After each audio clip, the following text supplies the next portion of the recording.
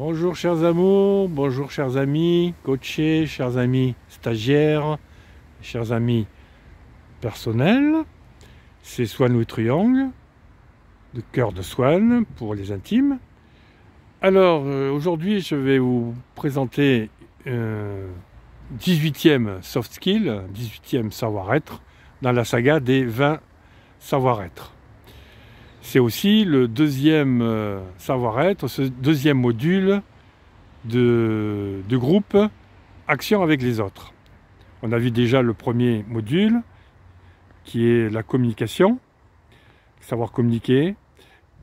Là, on va voir travailler sur la partie coopérer, collaborer. Donc on va voir qu'est-ce que c'est que la collaboration et la coopération. Alors je vais vous présenter une définition de ces deux éléments qui font partie d'un même soft skill.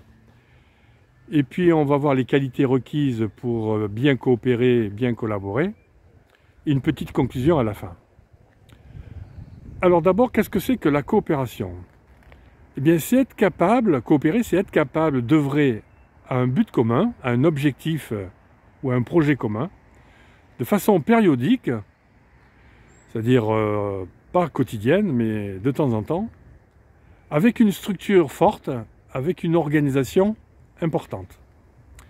Exemple, un comité de pilotage d'un projet peut coopérer lors des réunions sur la mise en place d'un logiciel transversal comme un ERP, comme Sage, voilà. Donc je reprends, coopérer, c'est être capable d'œuvrer à un but commun de façon périodique avec une structure forte. Maintenant, qu'est-ce que c'est que collaborer? Alors, collaborer, c'est un peu pareil, c'est être capable d'œuvrer à un but commun de façon journalière cette fois, c'est-à-dire plus régulière que dans coopérer, avec des relations fortes, c'est-à-dire avec des relations plus intenses et moins de structure, moins d'organisation. Alors je répète, donc c'est être capable d'œuvrer à un but commun de façon journalière avec des relations fortes. Exemple, une équipe d'informaticiens qui crée un logiciel, ils collaborent tous les jours à la fabrication de ce logiciel, par exemple. Voyons maintenant les qualités requises pour bien coopérer, bien collaborer. Eh bien on a vu qu'il fallait d'abord avoir confiance en soi, ça c'est important, pour bien coopérer, bien collaborer. Dans ce cas, il faut revoir les 7 modules que l'on a travaillé ensemble, sur la confiance en soi. Il faut aussi avoir, enfin, on peut choisir d'avoir, de travailler les modules du contrôle de soi, de la maîtrise de soi que l'on a vu aussi. Ce sont les 5 modules que l'on a travaillé déjà, voire les modules antérieurs. Ensuite, c'est avoir confiance aux autres, donc c'est travailler les 4 modules de la confiance aux autres, que l'on a vu aussi, et que je vous invite à regarder à nouveau. Enfin, il faut avoir quelques qualités complémentaires, qui est d'être un bon négociateur, c'est-à-dire face à des prix ou à des idées que l'on veut mettre en place, comment les négocier. Être un bon médiateur, c'est-à-dire face à des conflits, comment on peut résoudre des conflits, parce qu'il y a toujours des conflits, hein, même si on est en confiance.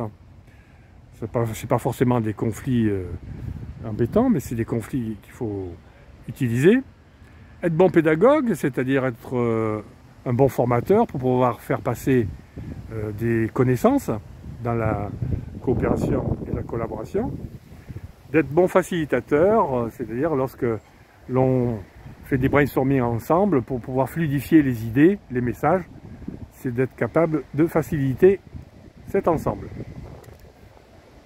Une petite conclusion pour terminer sur la coopération-collaboration, c'est de dire que si on veut vraiment bien s'adapter à des changements fréquents, surtout aujourd'hui où il y a beaucoup de changements dans la vie, que ce soit professionnel ou personnel, il est important qu'ensemble, on puisse collaborer, qu'on puisse coopérer de façon rapide, mais pour cela, c'est mettre en place une structure légère, qu'on dit une structure agile, et pas une structure trop complexe, et d'avoir des relations bien fluides pour éviter de passer trop de temps à coopérer, à collaborer. Donc, une structure, plus on est capable de mettre en place des organisations et des structures fortes, qu'on a une bonne connaissance de l'organisation et une bonne connaissance des relations, eh bien, on va collaborer, coopérer plus rapidement et on va pouvoir s'adapter à des changements plus rapidement. Voilà ce que je voulais vous dire concernant la coopération-collaboration. Eh bien, je vous souhaite une bonne journée si c'est le jour pour vous, une bonne soirée si c'est le soir pour vous, et une bonne nuit si c'est la nuit pour vous. À très bientôt. C'était Soigny.